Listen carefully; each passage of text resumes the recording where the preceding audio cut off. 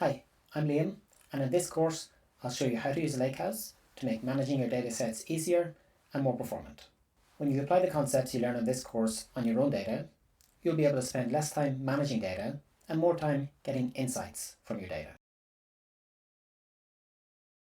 This course is designed for anyone who manages their own datasets.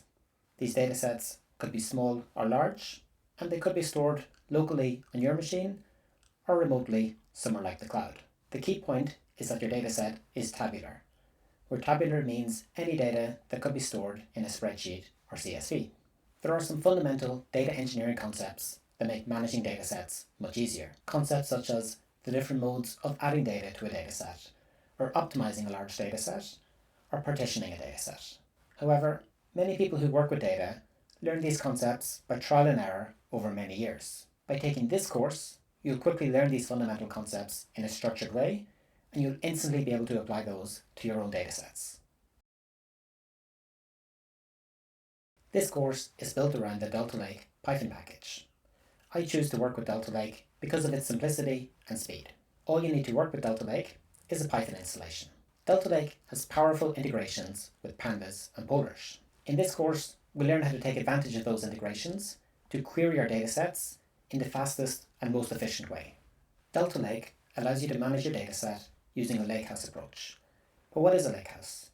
Well, a lakehouse is simply a system for managing datasets. With a lakehouse, you no longer have to manage individual files. Instead, you manage your dataset as a table. You then tell your lakehouse tool, deltalake in this case, what you would like to do with your dataset, and the lakehouse tool does it for you.